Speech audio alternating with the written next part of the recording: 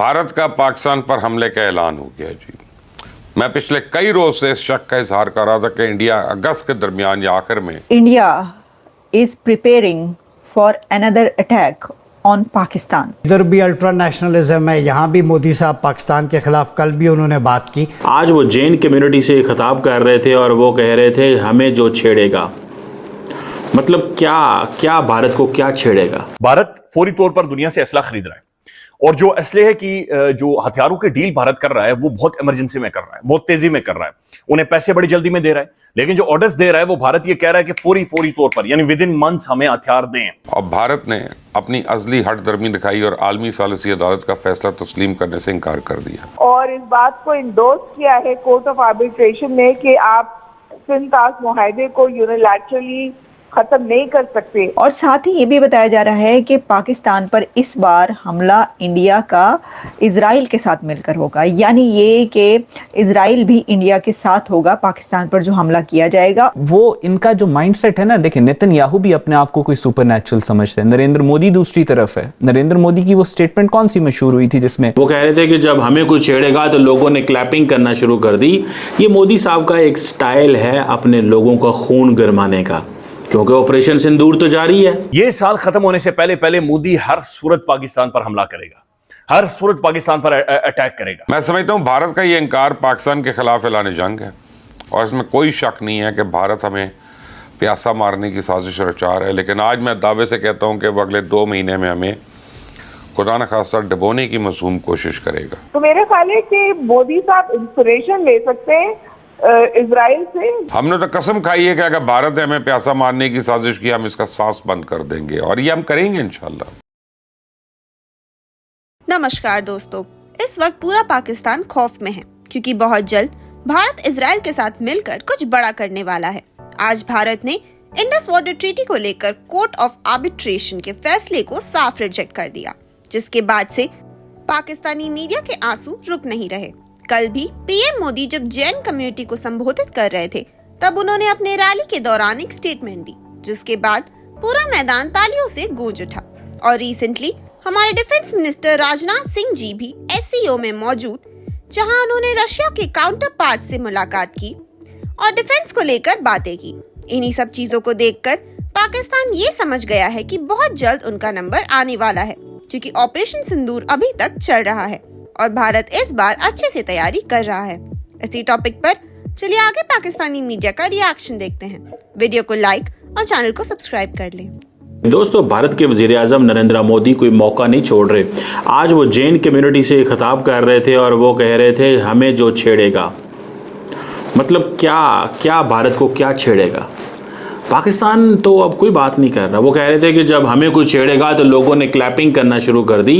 ये मोदी साहब का एक स्टाइल है अपने लोगों का खून गरमाने का, क्योंकि ऑपरेशन सिंदूर तो जारी है।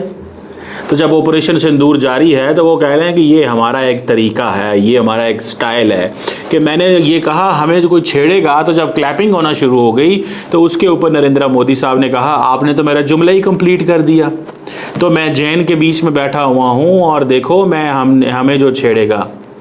इसका मतलब ये है कि वो जो एंटी पाकिस्तान रैंट है वो ख़त्म नहीं होने वाली। बहुत इन्वेस्टमेंट कर दी गई है, बहुत लंबी चौड़ी इन्वेस्टमेंट कर दी गई है। मैं आपको बड़े क्लैरिटी से बता सकता हूँ, इतनी लंबी चौड़ी इन्वेस्टमेंट कर दी गई है कि अब अगर भारत की कोई सरकार पाकिस्तान से बात भी करना चाहेगी ना तो उस सरकार को ही दुश्मन में भारत कह दिया जाएगा। ये है वो बुनियाद जो रख दी है मोदी साहब ने। मोदी साहब ने ये बुनियाद रख दी है। बेसिकली उनको इस चीज़ का अंदाज़ा था कि मैं क्या लेगेसी छोड़ के जाऊं। वो यही लेगेसी छोड़ के जा रहे हैं कि पाकिस्तान के साथ ताल्लुकात ख़त्म कर दिए जाएं, पाकिस्तान के साथ रब्ता ही नहीं करना, इंगेज ही नहीं करना, हमें एक और दुनिया में जाना है। और बेसिकली उनको ये असेसमेंट दी गई कि पाकिस्तान इकनॉमिकली कमज़ोर है, पॉलिटिकली डिस्टर्ब्ड है, इंटरनेशनली हम इसको आइसोलेट कर देंगे, अफ़गानिस्तान से लड़ रहा है, अंदर इसको हम इंगेज कर देंगे और अब मौका है पाकिस्तान को इंगेज करने का। ये जो दोवल साहब की डॉक्ट्रिन है कि पाकिस्तान को इंगेज कर दो, पाकिस्तान के अंदर इतना माहौल गर्म कर दो, इतना माहौल गर्म कर दो पाकिस्तान के अंदर कि पाकिस्तानी जो हैं वो वहाँ पे कोई बात भी ना कर सकें। कोई आए ही ना वहाँ पे। जो इन्वेस्टर आएगा वो परेशान होगा, चाइनीज़ आते हैं तो वो परेशान होते हैं, तुर्किश आते हैं तो वो परेशान होते हैं, दुनिया में कोई मुल्क भी आएगा तो वो परेशान होगा। तो भारतीय सेना आजकल पानी की तरह पैसा बहा रही है और पूरी दुनिया से जदीद तरीन हथियार खरीद रही है। और हम तो पहले दिन से जानते थे कि मक्कार मोदी का शैतानी मंसूबा क्या है। पहलगाम वाक़या तो महज एक बहाना है, सिंध ताश मुआहदा असल निशाना है। तो आलमी सालिसी अदालत ने आज फैसला दे दिया कि भारत अपने तौर पर सिंध ताश मुआहदे को मुअत्तल नहीं कर सकता।